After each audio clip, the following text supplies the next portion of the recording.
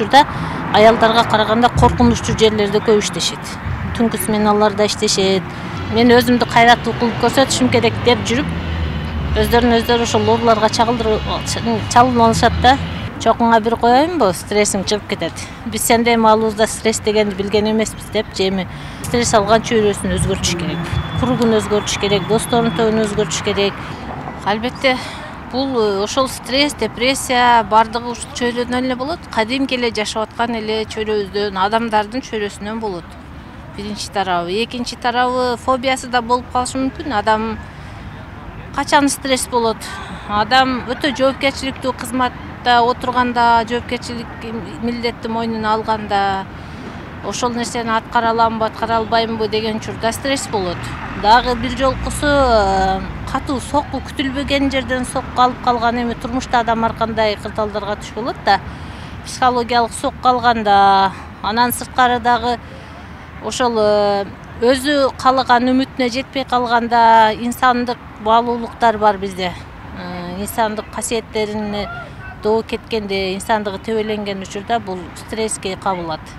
Анан стресс улам чогулуп, бир канча стресстердин жыйындысынан депрессия келип чыгат. Ошол депрессиядан адам ошондой ооруларга чалдыгат, нерв ооруларга. Анан болбосо ошол стресс, депрессиянын эң акыркы чекити бул эме болуп эсептелет, суицид. Ошол туннел, ошол көрүнүшү эле акыркысы ошол өлүш керек экен. Көпчүлүк учурда баягы инсандыгы укугу тебеленгенде, катуу сокку алганда, күтүлбөгөн жерден бир коркунучтарга дуушар болуп калганда, чыга албай, көзү жетпей калган учурда же суицид кылат, же ошондой ооруга кабылып калат да. Азыр кичинекей эле өспүрүмдөрдө, жаш балдарда деле мынтип айтат го, мен стресс болуп атам деп. Анан кийин кээ бир апалар айтып коет. Чокуңа бир коеюнбу, стрессиң чыгып кетет. Биз сендей маалыбызда стресс дегенди билген эмеспиз деп, эми алардын мезгили башка доор болчу да. Азыр Z коомундагы балдар, буларга алдын алыш керек, буларды психологиялык жактан колдоо көрсөтүш керек, буларды сөзсүз бышыктандырышыбыз керек. Ансыз болбойт да. Анан ошол алдын ала кайрылгандар деле бар бизде. Мына менин центрим Кудай буйруса бул 12-жылы иштеп атат. Андай кайрылгандар көпчүлүк учурда переходный возрастта. Адамдын жашоосунда кризистер болот ар бир куракта, ошол өспүрүм куракта, анан 40 жаштагы кризисте ошондой кыйынчылыкка кабылган адамдар кайрылышат. Алдын алып дарыласа, же болбосо ошол көйгөйдөн чыгып кетсе болот. Ал үчүн уят, психологко кайрылса бул жинди болуп калыптыр, псих болуп ооруп калып кайрылыптыр деп мурда түшүнүш эле азыр андай эмес. Азыр Кудайга шүгүр, азыр адам стресс болуп аткан болсо, чыгаруунун жолдорун көпчүлүгү билишет.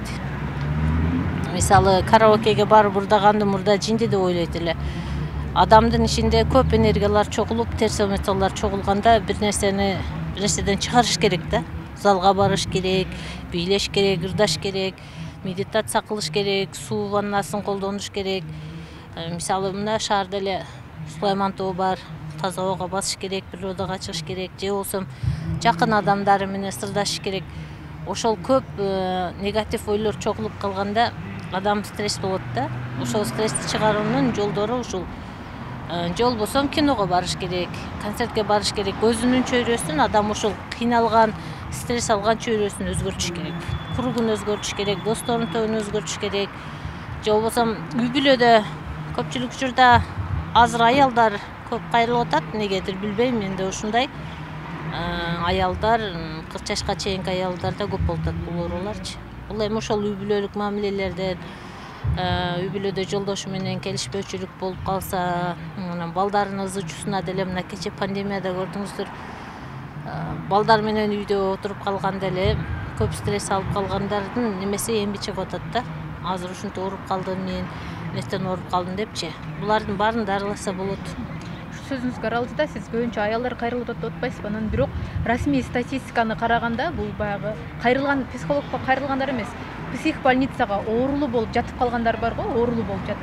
Ошолордун арасында аялдарга караганда эркектер салыштырмалуу көбүрөөк экен. Ушул психологиялык кеңеш албаган үчүн алардыкы өтүшүп кеткен жокпу ушул жерде? Ооба, туура айтасың. Себеби аял кишилер ыйлап чыгарып алышат, өздөрүнүн буктарын истерика кылыпчы, бири-бирлерин аялдар көбүрөөк ачык сүйлөшүшөт. анан психологко кайрылган аялдар деле көп. Анан эркектер да көпчүлүк учурда бул максаттарына жетпей калганда, менимче жаштары 40 жашка чейинкилер болсо керек.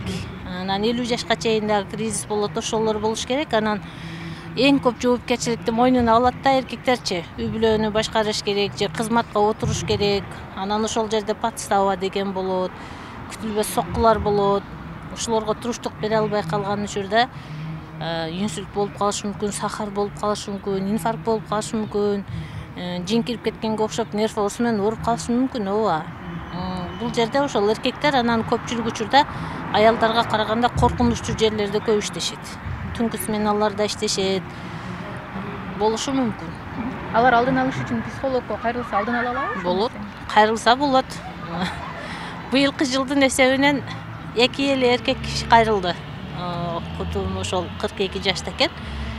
Ошол байке дагы өзүнүн ошол үй бүлөлүк көйгөй боюнча кайрылган да.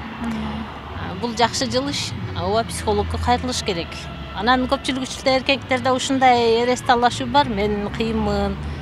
Мен зависимый болушту каалабайм. Мен бирөөдөн көз каранды болбойм, өзүм чечем депчи.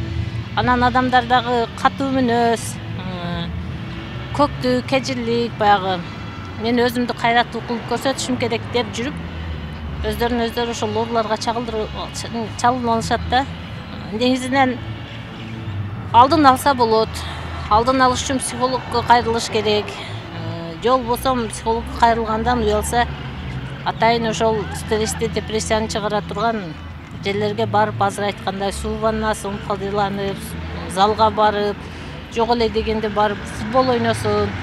Ошол башка чөйрөгө аралашып, мындай мени психологиялык жактан кыскан чөйрөдөн башка дагы атмосфера бар экен, башка климат бар экен, башка жашоо бар экен деп мен ушинтип эле сунуштайт элем. Мына жакынкы чет мамлекеттерге чыгып келсин. Өзбекстанга чыгып келсин, Казакстанга барып келсин, Россияга барып келсин, ал жактагы жашоону көрсүн, бул жак менен салыштырсын. Ошондо да өзгөрүү болот да. Негизи ошол стресске кабылган учурда ошол чөйрөнү алмаштырыш керек деп сунуштайм.